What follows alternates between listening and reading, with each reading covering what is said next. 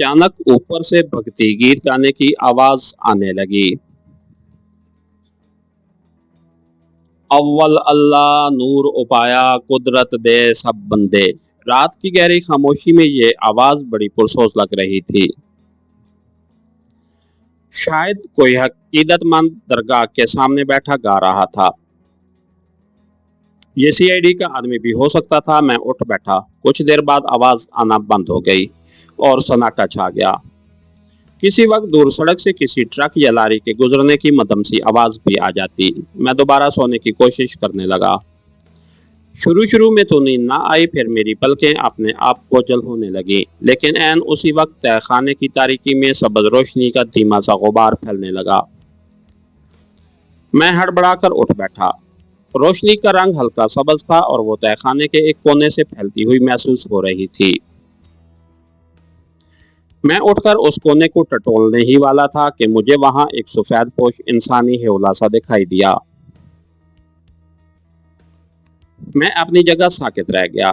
मुझे अपने आप पत्थर की तरह भारी लगने लगा। उसके सफेद बुराक लिबास से सबज रोशनी की किरणें फूट रही थीं। अजीब बात थी कि मुझे खौफ की बजाय सुकून महसूस होने लगा। मेरा जिस्म हल्का फुल्का हो गया, लेकिन मुझ में बोलने की सकत नहीं थी। मेरी कानों तक धीमी मगर साफ सरगोशी पहुंचने लगी। इस्लाम की खिदमत के लिए, इस्लाम के किले पाकिस्तान की खिदमत के लिए तुमने जान की बाजी लगा रखी है। खुदा सब कुछ देख रहा है। तुम इस वक्त मसाइब के भंवर में फंस चुके हो। सिवाय अल्लाह की जात के कोई और तुम्हें इस मुश्किल से नहीं निकाल सकता। खुदा के हुक्म से तुम्हारी मदद के लिए जाहिर हुआ हूँ। जब मैं चला जाऊंगा तो तुम्हें अपने गले में जंजीर से बंधा हुआ तांबे का एक तकोना नक्श मिलेगा। दुश्मन तुम्हारे सामने हो तो कलमा तैयबा पढ़कर उस नक्श पर निगाह डालते हुए अपने दुश्मन की तरफ देखना। फिर तुम अपने दिल में उस दुश्मन को जो हुक्म दोगे वो ही करेगा, और जब तक वो तुम्हारी निगाहों के सामने रहेगा वो तुम्हारा मती होगा। याद रखो, तुम इस नक्श को 24 घंटे में सिर्फ एक बार काम में ला सकोगे। उससे ज्यादा हम कायनात के अवामिल में दखल नहीं दे सकते। और इस नक्श की हिफाजत करना। मुकद्दस सफेद पोश हेवला गायब हो गया तो सबज नूरानी रोशनी का गुबार भी सिमट कर निगाहों से ओझल हो गया। गैर इरादी तौर पर मेरे हाथ अपने गले की तरफ बढ़े। मैं ये देखकर सन्नाटे में रह गया कि मेरी गर्दन में एक जंजीर के साथ बंधा तांबे का तकोना नक्श लटक रहा था। मैंने लालटेन जलाकर गौर से देखा। उस पर सिवाय चंद आड़ी तिरछी गहरी लकीरों के और कुछ भी नहीं था। मेरा दिल खुदा की मोहब्बत से लबरेज हो गया। मैं सजदे में गिर गया और खुदा का शुक्र अदा करने लगा। मेरी आंखों से आंसुओं को सैलाब रवां हो गया। रोते रोते हिचकी बंद गई। अल्लाह अल्लाह, मैं अपनी किस्मत पर जितना भी नाज करूं कम है। खुदा जाने मैं कब तक सजदे में पड़ा रोता और अल्लाह ताला का शुक्र अदा करता रहा। फिर वहीं किसी वक्त मुझे नींद आ गई। आंख उस वक्त खुली जब मुतवल्ली शाखने से हलाकर मुझे जगा रहा था। वो मेरे लिए चाय और दाल रोटी लाया था। वो कहने लगा, रात एक सिख दरगाह के बाहर बैठकर भक्ति गीत गाता रहा। हो सकता है वो इंडियन सीआईडी का आदमी हो, मगर अब वो कहीं नजर नहीं आ रहा। तुम अभी यहीं रहो। वो खामोश हो गया। मैं अपने साथ उसे किसी मुसीबत में नहीं डालना चाहता था। मैंने उसे रात के वाक़े के बारे में कुछ न बताया। अपने गले का नक्श मैंने सबज चादर के अंदर छुपा रखा था। मैं आज यहाँ से जाना चाहता हूँ, मैंने कहा।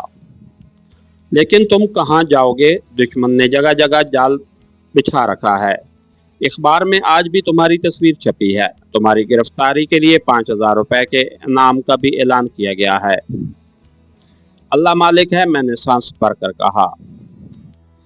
वो चाय की प्याली तख्त पर रखते हुए रुमाल से होंठ पूंछकर बोला, अगर तुम किसी तरह छुपते छुपाते सरहिंद शरीफ पहुंच जाओ तो वहाँ मुजद्दिद साहब की दरगाह पर मेरा भाई गयास मुतवल्ली है। उसको जाकर मेरा नाम बताना, वो तुम्हें अपने पास छुपा लेगा। मेरा मिशन छुपे रहना नहीं था, मुझे मैदान अमल में कूद पड़ना था। मैंने इसका दोबारा शुक्रिया अदा किया और कहा कि वो मेरे लिए बाजार से एक नया जोड़ा ला दे और प्रकाश चंद के नाम से किसी भी मेल ट्रेन के फर्स्ट क्लास में जालंधर से दिल्ली तक एक सीट रिजर्व करवा दे। वो रजामंद हो गया। मैंने कुछ रकम उसे दे दी। दोपहर को वो वापस आया तो खदर के थैले में मेरा सामान ले आया था। फिर उसने जेब से एक टिकट निकाल कर मुझे दिया और बोला, ये फ्रंटियर मेल का टिकट है। गाड़ी रात के 9:15 बजे जालंधर पहुंचती है, फिक्र न करो, मैं खुद ही रेलवे स्टेशन पहुंच जाऊंगा, मैंने कहा और लिबास तब्दील कर दिया। रात 8:45 बजे उसने एक साइकिल रिक्शा लाकर दरगाह के पिछवाड़े खड़ा कर दिया और मुझे तहखाने से निकाला। वो मुझसे गले मिला तो रुंधी हुई आवाज में बोला, बेटा, मैं तुम्हारी उससे ज्यादा खिदमत करना चाहता था, मगर हम मुसलमान यहाँ मजबूर हैं। मैंने उसका हाथ थामकर दिली शुक्रिया अदा किया और रक्शे में बैठ गया। मुतवल्ली ने रक्शे वाले शेख से कहा, सरदार जी, लाला जी को स्टेशन पर पहुंचा दो, कांग्रेस के बड़े मशहूर लीडर हैं। रक्शा शुरू रात की तारीकी में जालंधर रेलवे स्टेशन की तरफ चल पड़ा। 15-20 मिनट बाद दूर से रेलवे स्टेशन की रोशनियां नजर आने लगी। रेलवे स्टेशन पहुंचा तो वहां काफी रौनक थी, लेकिन मिलिट्री पुलिस का कोई आदमी नहीं था। गेट पर से टिकट चेकर खड़ा टिकट देख रहा था। मैंने टिकट दिखाया तो उसने टिक मार्क करके टिकट मेरे हवाले किया और बोला, महाराज, गाड़ी 20 मिनट लेट हो गई है। कोई बात नहीं सरदार जी, आपका धन्यवाद। मैं प्लेटफार्म पर आ गया और वेटिंग रूम की तरफ बढ़ा। वेटिंग रूम के बाहर मिलिट्री पुलिस के 2 सिपाही खड़े बातें कर रहे थे। मैं सुकून से उनके करीब से गुजरकर वेटिंग रूम में दाखिल हो गया और फिर कोने वाली एक खाली कुर्सी पर बैठ गया और मेज से अंग्रेजी का एक अखबार उठाकर अपने चेहरे के आगे कर दिया। उसी सफ़े पर मेरी तस्वीर छपी थी और 5000 रुपए के इनाम का ऐलान भी था। कम वक्त गाड़ी को भी आज लेट होना था। खुदा खुदा करके 9:30 बजे बाहर प्लेटफार्म पर कुलियों की भाग दौड़ की आवाज़ें आने लगी। मुसाफिर सामान उठाकर बाहर निकलना शुरू हो गए। मैं भी प्लेटफार्म पर निकल आया। ट्रेन आ गई। फर्स्ट क्लास के तीसरे कंपार्टमेंट के बाहर मेरे नाम की चिट लगी हुई थी। ये 2 सीटों वाला कोपे था। दूसरी सीट खुशकिस्मती से खाली थी। मैं डब्बे में घुसकर सीधा बाथरूम में चला गया और मुंह हाथ धोना शुरू कर दिया। 15 मिनट बाद गाड़ी ने विसल दिया तो मैं बाथरूम से निकलकर अपनी सीट पर बैठ गया। गार्ड ने सीटी बजाई और गाड़ी चल दी। मैं खिड़की के शीशे में से जालंधर शहर की कोठियों और मकानों की रोशनियों को तेजी से पीछे जाते हुए देखता रहा।